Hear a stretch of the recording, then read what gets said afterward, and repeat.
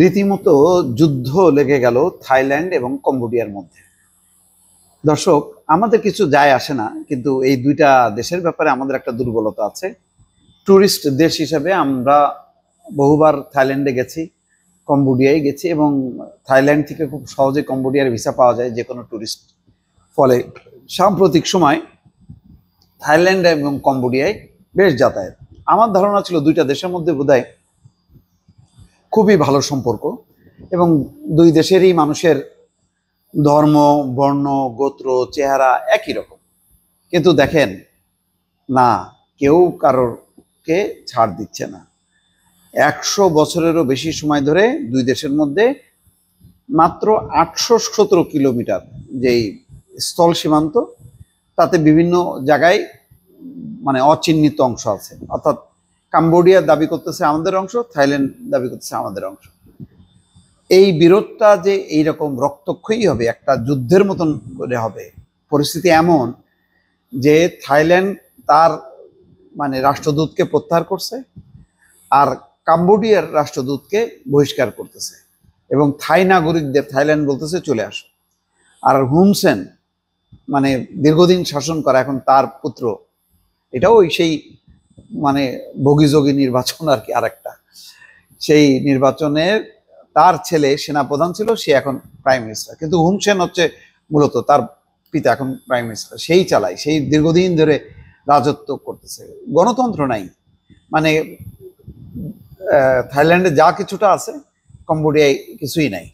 যাই হোক, সেটা অন্য কথা। কিন্তু দেখেন, দুই দেশের মধ্যে দীর্ঘদিন সীমান্ত বিরোধ, এখন একটা যুদ্ধের মতন অবস্থা হয়েছে যে থাইল্যান্ড রীতিমতো সামরিক ঘাঁটি নিয়ে তাদের দেশে হামলা চালাইছে, তাদের বিমান ঘাঁটিতে। এবং সর্বশেষ স্থল মাইন বিস্ফোরণের ঘটনায় থাইল্যান্ডের ক্ষমতাসীন ফিউ থাই পার্টি জানিয়েছে তারা কম্বোডিয়ায় নিযুক্ত থাইল্যান্ডের রাষ্ট্রদূতকে দেশে ফিরিয়ে আনছে। তো কি অবস্থা বোঝেন থাইল্যান্ডের, এইরকম একটি অবস্থা। তো দুই দেশের মধ্যে যে সংঘাত হচ্ছে, তাতে ইতিমধ্যে 8 জন নাগরিক নিহত হয়েছে, 2 সেনা আহত হয়েছে। এবং বিবিসি জানাচ্ছে যে সংঘাতে থাইল্যান্ডের বেসামরিক নিহত মানুষের সংখ্যা বেড়ে 8 এবং আহত 13 জন। তো এটা খুবই দুঃখজনক আমাদের জন্য, যে আমরা এই দুইটা দেশ নিরাপদ মনে করতাম, আমরা যাইতাম। এখন দুই দেশের মধ্যে যদি যুদ্ধাবস্থা আরো বাড়তে থাকে, শেষে কি হয় আল্লাহ মালুম। থাইল্যান্ডের সেনাবাহিনী বৃহস্পতিবার বলেছে কম্বোডিয়ার সেনারা উত্তর পশ্চিম কম্বোডিয়ার অদ্দার মিনচেই প্রদেশের সীমান্তবর্তী বিরোধপূর্ণ তা মোয়ান থম মন্দিরের কাছে সীমান্ত এলাকায় প্রথমে গুলি চালায়, তারপর থেকে তীব্র লড়াই চলছে। কম্বোডিয়া প্রথমে ওই এলাকায় একটি নজরদারি ড্রোন মোতায়েন করে, তারপর সেনা পাঠায়। কম্বোডিয়ার সেনারা সীমান্তে ভারী অস্ত্র ব্যবহার করে গোলা ছুটছে, যার মধ্যে কামানের গোলা এবং দীর্ঘ পাল্লার BM-21 রকেটও আছে। থাইল্যান্ডের সুরিন প্রদেশের জেলা প্রধান এই কম্বোডিয়ার গোলাবর্ষণে 2 জন নিহত এবং আরো 2 জন আহত হওয়ার খবর বলছে। সীমান্তবর্তী 86 গ্রামের প্রায় 40,000 থাই বেসামরিক নাগরিককে নিরাপদ স্থানে সরিয়ে নেওয়া হয়েছে বলে জানান সুত্তিরো, ওই জেলার গভর্নর। সীমান্তে এই সংঘাত নিয়ে কম্বোডিয়ার জাতীয় প্রতিরক্ষা মন্ত্রণালয় আজ একটা বিবৃতি দিয়েছে। বিবৃতিতে তারা থাইল্যান্ডের বিরুদ্ধে আগে হামলা চালানোর অভিযোগ করছে। হুন সেন, কম্বোডিয়ার সাবেক প্রধানমন্ত্রী, বলছেন পাল্টা লড়াই ও হামলা প্রতিহত করা ছাড়া কম্বোডিয়ার সেনাবাহিনীর কাছে অন্য কোনো উপায় নেই। বিবৃতিতে বলা হয়, থাইল্যান্ডের সেনাবাহিনীর হামলার পর কম্বোডিয়ার সেনারা পাল্টা জবাব দিয়েছেন, তারা কেবল আত্মরক্ষার জন্য এটা করেছেন। হুন সেন বলছেন থাইল্যান্ডের সেনাবাহিনী কম্বোডিয়ার থাইল্যান্ড সীমান্তে 2টি প্রদেশ অদ্দার এবং মিচেং এবং আরেকটা প্রদেশে গোলাবর্ষণ করেছে। পাল্টা লড়াই এবং হামলা প্রতিহত করা ছাড়া তাদের কাছে সামনে আর কোনো উপায় নেই। এবং বলছেন যে সীমান্তবর্তী এলাকা ছাড়া বাকি মানুষদেরকে মানে শান্ত থাকার কথা বলছে, যে চাল এবং অন্যান্য সামগ্রী যাতে দ্রুত কেনা শুরু না করে আতঙ্কিত হয়ে স্বাভাবিক ব্যবসা বাণিজ্য চালাই যেতে বলছে সীমান্ত এলাকা ছাড়া।